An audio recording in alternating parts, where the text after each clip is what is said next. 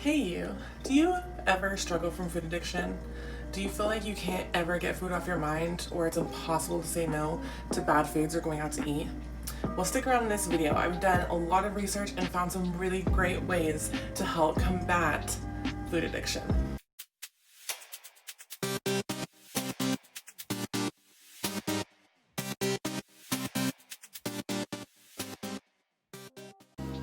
Hey, what's up, and welcome back to my channel.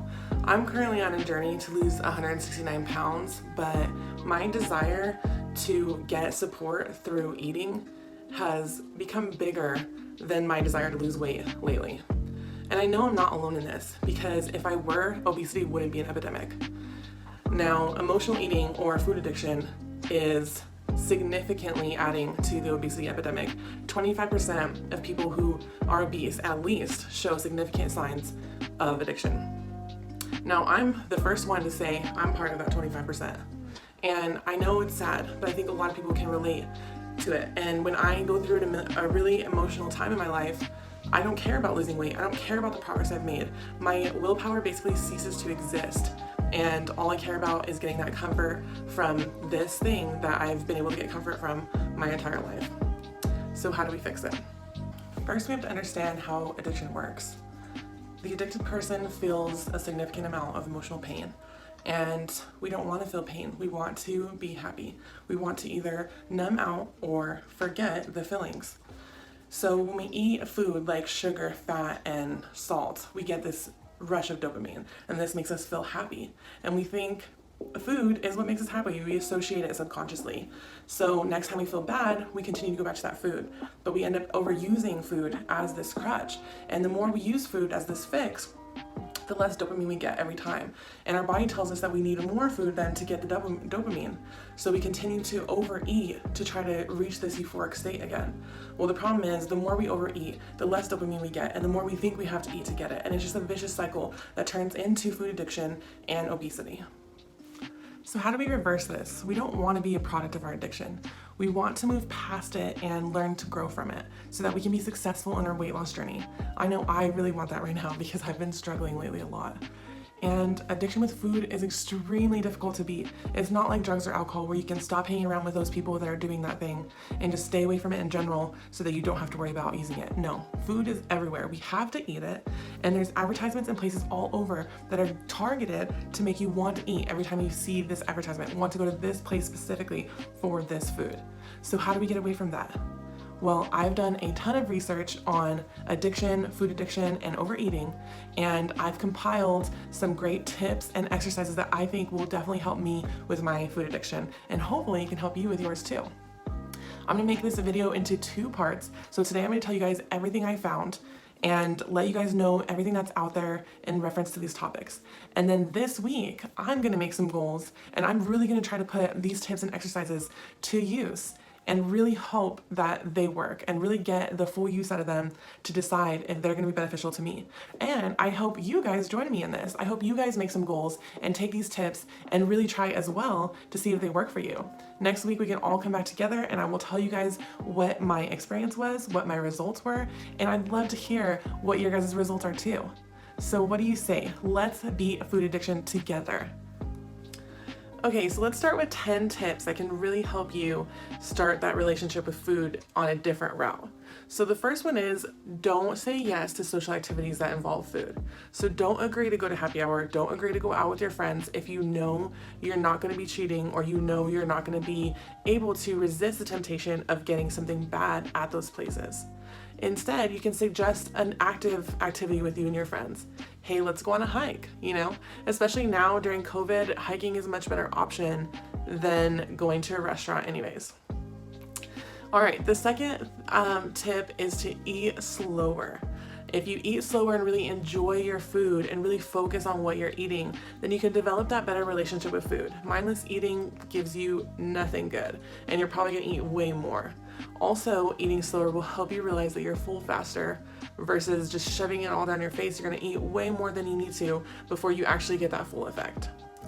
And the third tip really kind of goes along with the second, but it's to portion your food in a very small portion, or something that is supposed to be a portion of a normal meal, okay? Once you're done with that portion and you still feel hungry, make sure you wait 20 minutes. This allows you to decide if you really are still hungry, or if you just feel like you should eat more because it was really good, or because you don't feel like it was enough. But typically it is. So when you wait that 20 minutes, you can have that fullness feeling come in and realize, I really don't need any more. The fourth tip is to not keep any bad foods in your house. Now, if you have cookies and anything else that's triggering for you in your cabinets, you're gonna go straight for that. Even if you're not really feeling tempted that day, knowing that it's on your cabinet is gonna make you want it. I know it does that for me. I could not even be in the mood for dessert, but I see those cookies and I'm like, oh, I want one of those cookies, because that's what the food does to you. It goes straight to your mind and tells you you want to eat that. So if we don't have these foods in our house, we're going to avoid those times where we're just seeing it, and we're also going to avoid when we're really craving a cookie, because most of the time we're not going to be willing to get up and get in our car and go somewhere to go buy cookies just so that we can have them. So the fifth tip is to keep your ingredients minimal. Studies have shown that the more ingredients you add into products, actually the harder it is to not overeat them. So let's say, for instance, chips. If you're just eating some chips, you're probably gonna eat a few and then stop, unless they're those really flavorful chips that have like the spicy Cheetos or Cool Ranch Doritos or whatever. If you're just eating some basic potato chips, you're just gonna eat a few. Okay, now let's add dip, some ranch dip or guacamole. You are gonna be munching out on those things. So keep your ingredients minimal. If you just eat, try to keep just that main ingredient and don't add all this other stuff, and then you're gonna stop when you're full, because you're not gonna be interested in continuing eating it. Tip number 6 is to wait until your mealtime. So if you're anything like me, I get hungry right after work, even if I get off at like 4:30. And the problem with this is you feel like you can't control it and you're so hungry and you have to eat right now. Well, this leads to bad behaviors. You're gonna probably stop for food because you're so hungry, and you're probably gonna eat something unhealthy. Well, if you tell yourself, I'm not hungry, I'm gonna wait until dinner time and I'm gonna go home and cook that meal that I planned, then your body will listen to you and it will stop giving you those signs that you're super hungry, and you will be able to wait until you get home and cook it. Now, I don't really know if this tip works, but I definitely have to try this one because this is the one I have issues with a lot. Okay, tip number 7, you have to make goals. Making goals gives you something to work for, either daily goals, weekly goals, monthly goals, whatever the case is. Make your goals, because if you have that thing to work for, you're going to be much more structured throughout the week, the day, the month, whatever, versus if you don't have any goals except for, oh, I'm going to try to do better. Well, that doesn't give you any structure, so it's kind of like a free-for-all, and most of the time you're not going to be able to be successful. So make the goals. Goals that I'm thinking about trying are to not go out to eat at all this week, to not drink any alcohol this week. Those are 2 things that I've done very bad with in the month of September. I'm ashamed to say literally how much money I've spent on going out to eat, and it really needs a change. And some of you might be thinking, really, you're gonna go 1 week without eating and that's it? But addiction actually says that if you can't go a week without doing something and without withdrawing from it, then you have an addiction. So going a week is a good first step, especially for me, who I've been eating out multiple times a week lately. Going a whole entire week without going out to eat is a great first step for me, and it can be for you too. All right, tip number 8, go for individual packages versus regular size bags. So let's just say chips, for instance. You are going to continue to eat and eat and eat. At least I do. If I have a big bag of chips, I'm just gonna keep reaching my hand in there, or I will dump myself some chips in a huge bowl and make this huge serving and just gobble them all up. Well, if you get these individual packages, like, they seem small, but they are a perfect size serving for a snack. We have to get this mentality in our head, like a good size serving. You can't just eat whatever you want. You have to portion control. So having the individual sizes allows someone else to do the portion control for you. It makes your job easy. You can just have this little portion and tell yourself this is enough. You can even implement the 20-minute rule here. Have that portion, wait 20 minutes, decide if you need something else. Because I know for me, if I wait too long to eat, and then I feel like I have to eat so much to recover from that, but it's just me still feeling so hungry from waiting too long to eat. So you have that one package, you wait, and then you decide if you want another one. And typically that package is plenty. The great thing about it too is whatever diet you're on, you know that you can have that package. If you're counting calories, it's super easy to calculate. And if you're counting macros, that's easy to calculate as well. Okay, so tip number 9 is to keep yourself busy. For so many people, we eat when we're bored, or we eat when we're emotional. We eat when we have nothing else to do. We eat because we can't stop thinking about food. So you need to make yourself busy. Find activities that you can put yourself in, whether that be on the weekends when you don't have work or at night after you get off of work. And I'm just saying for a regular schedule, I know people work on the weekends and at night, but make yourself busy and you won't have to worry about thinking about food or eating because you're bored. So do arts and crafts project, read a book, make sure you hang out with your friends. Whatever you need to keep yourself busy, to keep your mind off of food, is going to benefit you from overeating. And my final tip, number 10, is to identify your trigger foods and take them out of your diet. So the biggest food that comes with food addiction is fat, salt, and sugar. Now, not everyone's going to be addicted to everything that includes fat, salt, and sugar. I know I could care less. I can walk through a whole candy bar aisle and not really care for anything. And I could definitely walk through a whole candy aisle and not be crazy about it. But you put some cookies in front of me or some cake, some french fries, yes, I'm gonna be eating them. So you have to know what foods trigger you and try to stay away from them. Try to keep them out of your diet, especially while you're making this new relationship with food, so that you can really not be tempted, because you know those foods are extra tempting. Okay guys, so that's all the basic tips.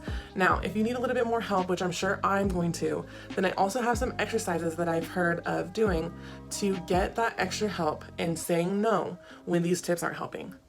So let's get into those.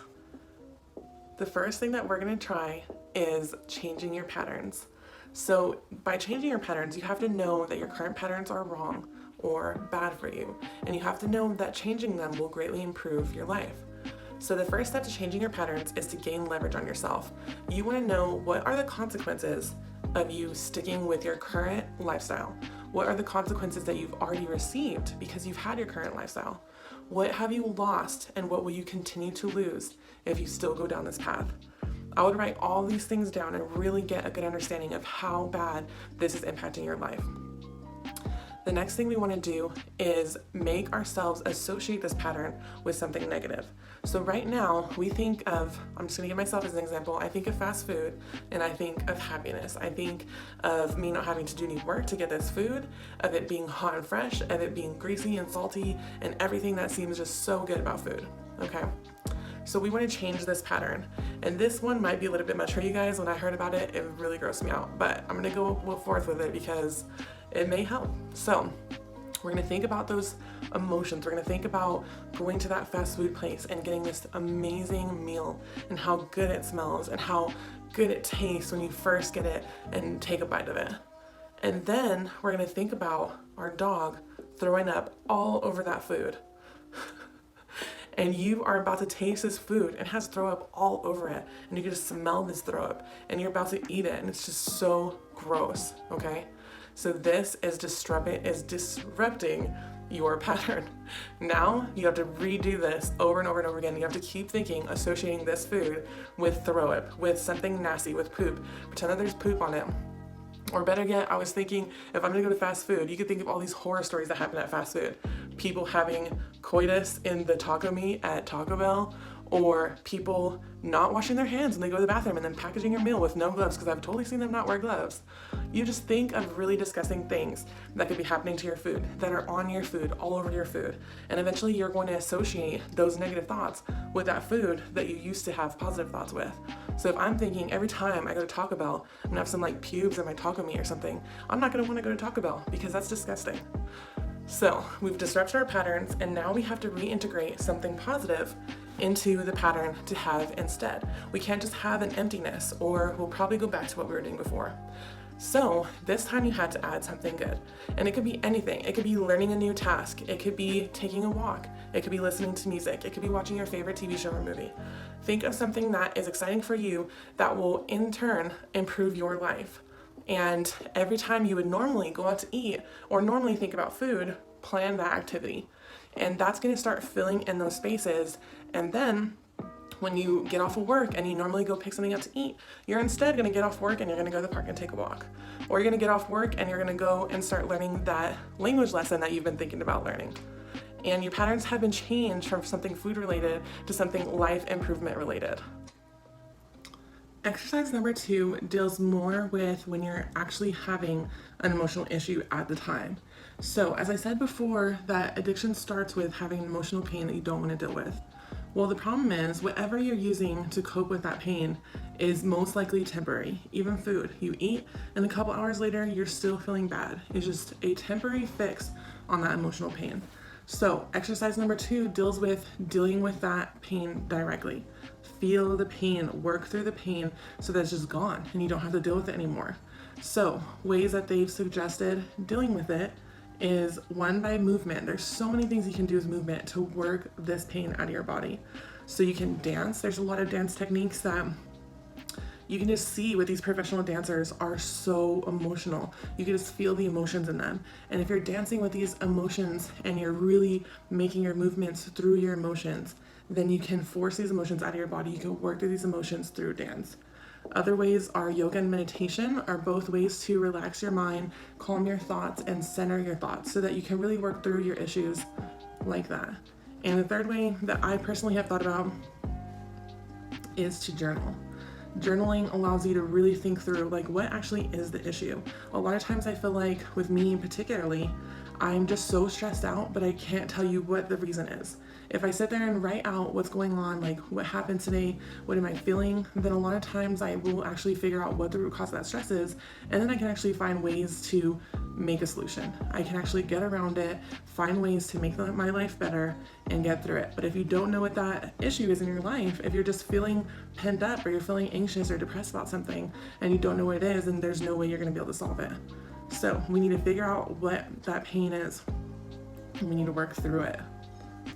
Before I get into the final exercise, I just want to let you guys know that I don't pretend to be a professional at anything, and I just like to do research because I like to know myself what the truth is. And I urge you guys all to make your own research as well. So I will link in the description box all my research that I've done, all the articles and all the YouTube videos that I've watched, so that you guys can look at them yourself if you want and judge on your own. And thank you guys so much for continuing to watch this video. I really hope that it helps you guys as much as I hope that it helps me this week. All right, so the final exercise. This one's actually pretty interesting. So it suggests to look at yourself and your addiction as a third-party observer. So we're gonna pretend that we're scientists, okay? And everything that we're feeling, we're gonna pretend we're an observer, a scientist observing their subject and looking at those symptoms and notating them and looking at how long they last and the severity and how frequent they are. And we're gonna document all that like we're scientists researching another subject. So instead of judging them or fighting against them, we're not gonna do that. All we're gonna do is let them be and observe them. And eventually, if we continue to do this, we won't associate ourselves with those symptoms. We will have a distance against those symptoms because we're the observer, they're not actually happening to us. And eventually they will disperse and then we'll get smaller and we'll no longer be a prisoner to them. So I think that's such an interesting idea, and the video I watched said that it's extremely successful process, and then a lot of people haven't tried it, but it is really successful in those that have tried it. So I'm actually really interested to see how that one works out. And actually all of these, like there's so many good tips and so many good exercises to consider, and I'm really interested to see how these go and how they work, and I really hope they work for you too. So if you guys liked this video, please give me a big thumbs up. I really appreciate the support. Please subscribe if you haven't already, and thank you for being a part of my channel for those who have already subscribed. And I will see you guys next week with the results of my experimentations of these different solutions and tips. So please join me next Monday to check out that video. And like I said, I would urge you to also try these tips and let me know how it works out for you guys as well. I'm so excited to see if it's something that will help multiple people, or even if it just helps me. I'm gonna be so grateful because I have been a prisoner to food for a very long time, and I don't want to be anymore. I want to have control over this, and I want to get my life back. So I hope you guys all join me in this, and I will see you next week. Bye.